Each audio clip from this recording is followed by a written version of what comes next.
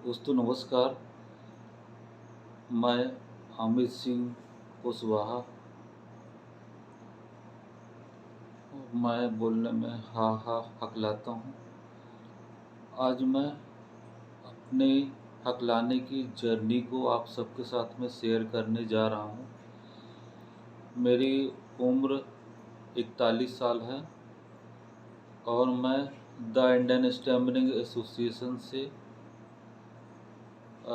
पिछले 12 सालों से जुड़ा हुआ हूँ और इन 12 सालों में मेरे जीवन में हकलाने को लेकर क्या क्या सकारात्मक बदलाव आए हैं उसके बारे में मैं अपनी बात आप सबके बीच शेयर करना चाहता हूँ। तो जब मैं ट्रीसा से जुड़ा था उसके पहले तक मैं यही समझता था कि हकलाहट का इलाज संभव है और हम हकलाहट को 100% ठीक कर सकते हैं। लेकिन मेरी यह धारणा काफ़ी हद तक सही नहीं थी। जब मैं 2011 में टीसा से जुड़ा था उसके बाद मुझे यह अनुभव हुआ कि हमें हकलाहट को कैसे मैनेज करना है और अपने हकलाहट के साथ में अपने जीवन को कैसे आगे बढ़ाना है। तो जो सबसे पहली अवधारणा थी वो थी एक्सेप्टेंस, यानी अपने हकलाने को स्वीकार कर लेना अपने अंतर मन से और अपने समाज के बीच। क्योंकि हम सब जानते हैं कि हकलाना एक व्यक्तिगत बीमारी, एक व्यक्तिगत स्थिति ना होकर एक कहीं सामाजिक स्थिति ज़्यादा है।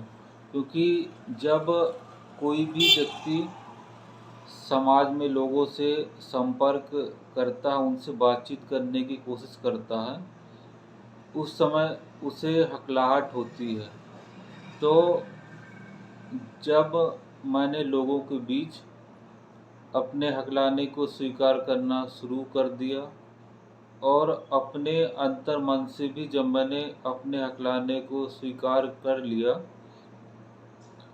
उसके बाद से धीरे धीरे मेरे मन से हकलाने का डर खत्म हो गया। उसके पहले तक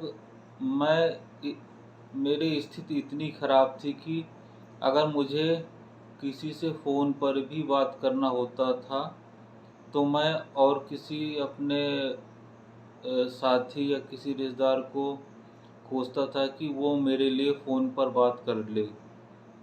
ऐसी स्थिति में आप समझ सकते हैं कि और दूसरे अवसरों पर हकलाने को लेकर और बातचीत करने की स्थिति कितनी गंभीर होती है।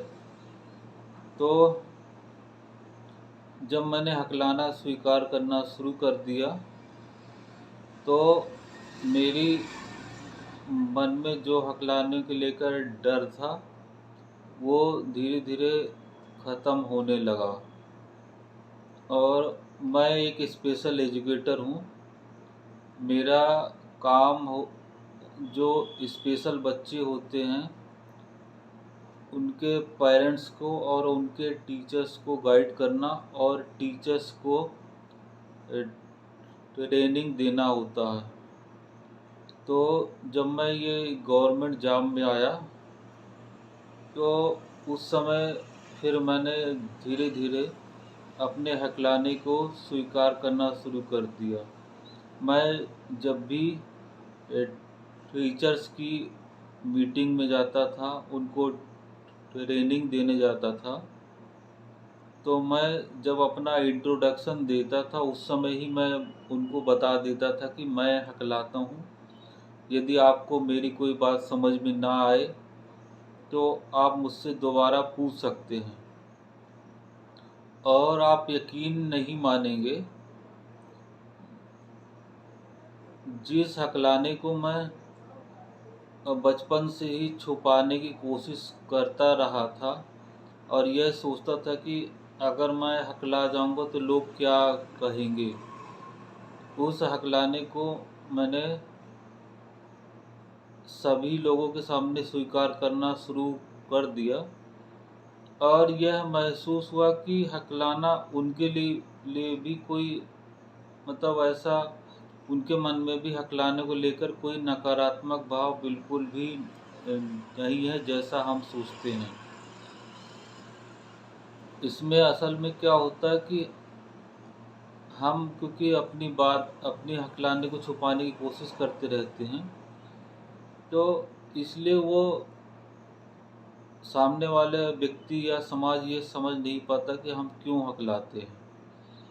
और जब हम अपनी बातों को समाज के बीच बताते हैं तो उससे उनके मन में भी हमारे प्रति एक सकारात्मक अ, अ, धारणा का विकास होता है और वो भी हमारी मदद करने के लिए आगे आते हैं। तो हमें इस डर को अपने मन से बिल्कुल भी निकाल देना है कि अगर हम हकलाएंगे तो लोग क्या सोचेंगे। हमें सिर्फ अपने काम पर फोकस करना है और जहाँ पर हम काम कर रहे हैं या पढ़ाई कर रहे हैं, हमें अपने काम को पूरी ईमानदारी से करने की कोशिश करना है ताकि हम उनके लिए एक उपयोगी एम्प्लॉई या अच्छे स्टूडेंट के रूप में साबित हो सकें। आप हकलाते हैं, इससे किसी को कोई फ़र्क नहीं पड़ता है, लेकिन आपके अंदर जो काम करने की स्किल्स है और जो आप हॉनेस्टी से काम कर सकते हैं अपने ऑर्गेनाइजेशन के लिए, वो ज़्यादा इम्पॉर्टेंट होता है। तो हकलाने का आपके कार्य क्षेत्र में कोई भी असर नहीं पड़ता है। इसके बाद बात आती है कि हमें अगर हकलाने को लेकर कोई नकारात्मक विचार है तो हम उसे कैसे दूर कर सकते हैं। तो इसके लिए सबसे अच्छा यही रास्ता है कि हम अपने मन से इस धारणा को बिल्कुल भी निकाल दें कि हकलाना हमारे लिए कोई समस्या है। हकलाना हमारे लिए कोई समस्या ना पहले थी ना अब है। सिर्फ हमें हकलाहट के साथ अपने जीवन को आगे बढ़ाने और हर क्षेत्र में जहाँ तक संभव हो सके बेहतर करने की कोशिश लगातार करते रहना चाहिए। मतलब इसमें ऐसा ना हो कि हम हकला रहे हैं तो हमारा सारा ध्यान सिर्फ हकलाने पर ही रहे, हम और जीवन के दूसरी पहलुओं या जीवन की दूसरी जो जिम्मेदारियां होती उससे हम बचने की कोशिश करते रहें। तो हमें अपने हकलाने के साथ ही अपनी जो भी जिम्मेदारियां उन सबको अच्छी तरीके से निभाने की कोशिश करते रहना चाहिए। और शुरुआत में जो भी स्पीच टेक्निक होती है उनको ज़रूर फॉलो करने की भी आवश्यकता होती है ताकि हम बोलने के प्रति एक आत्मविश्वास जागृत कर पाएँ। और एक और मेरा सबसे बड़ा अनुभव ये रहा है कि ऐसा बिल्कुल भी नहीं है कि हम हकलाने वाले ही बोलने में संकोच करते हैं। हमारे आसपास कई ऐसे लोग होते हैं जो धारा प्रवाह बोल सकते हैं, लेकिन जब उनको किसी समूह में या किसी मीटिंग में या अधिक लोगों के सामने जब उनको बोलने का मौका मिलता है तो वो लोग भी बोलने से बचते हैं। तो मैंने जब टीसा से ज्वाइन करने के बाद मैंने यह भी सीखा कि सामान्य बोलचाल के या एक अच्छे कम्युनिकेशन स्किल क्या क्या हो सकती हैं। अब जैसे कि चाहे कोई भी व्यक्ति हो, उसको अपना नाम सुनना बहुत अच्छा लगता है। तो आप जब भी किसी से कम्युनिकेट करते हैं तो बीच बीच में उसका नाम ज़रूर बोलते रहना एक अच्छा संकेत है कम्युनिकेशन के लिए। इसके साथ ही अनावश्यक किसी को बीच में बोलते समय रोकने की कोशिश नहीं करनी चाहिए, और जब भी आपकी बारी आती है उस समय ही बोलना चाहिए। और इसके अलावा दूसरों की बात को ध्यान से सुनना और दूसरे लोगों को बोलने का मौका प्रदान करना, ये सारी चीज़ें भी हमें एक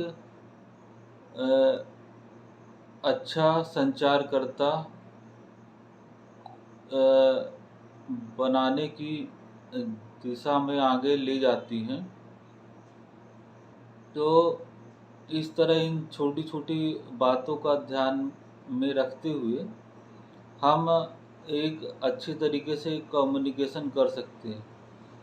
मैं आज ये दावा नहीं करता हूँ कि मेरा हकलाना ठीक हो गया है, मैं 100% क्योर हो चुका हूँ। मैं आज भी हकलाता हूँ, लेकिन मैं जहाँ भी लोगों से बातचीत करने की आवश्यकता होती है वहाँ सही तरीके से अपना संदेश पहुँचा पाता हूँ। और मैं अपने खुद से संतुष्ट हूँ कि मैं अपने कार्य क्षेत्र में या कार्य क्षेत्र से बाहर जहाँ कहीं भी मुझे अनजान लोगों से बातचीत करने की या फ़ोन पर बात करने की या कहीं भी जाने की आवश्यकता होती है, मैं खुद वो सब कार्य कर पाता हूँ। इसलिए हकलाना आज के समय में मेरे लिए कोई बर्डन बिल्कुल भी नहीं है। तो मैं आप सबसे यही अनुरोध करूँगा कि हकलाने को लेकर अपने मन में जो भी नकारात्मक सोच है उससे आप बाहर आने की कोशिश करें, और आप सिर्फ इस सोच के साथ आगे बढ़ें कि आपको अपने हकलाने के साथ अपने जीवन को आगे बढ़ाना है। उसके बाद आप अपने जीवन में बहुत ही चमत्कारिक बदलाव देखेंगे कि आप जो सामान्य धारा प्रवाह बोलने वाले लोग हैं उनसे कहीं ज़्यादा बेहतर तरीके से कम्युनिकेट कर पा रहे हैं। और अपने मन से यह धारणा बिल्कुल भी निकाल देना चाहिए कि धारा प्रवाह बोलना ही सफलता की सीढ़ी है। आप अगर धारा प्रवाह नहीं बोल पाते हैं तो भी आप एक अच्छे संचारकर्ता बनकर अपने जीवन में हर क्षेत्र में सफल हो सकते हैं। Okay, thank you.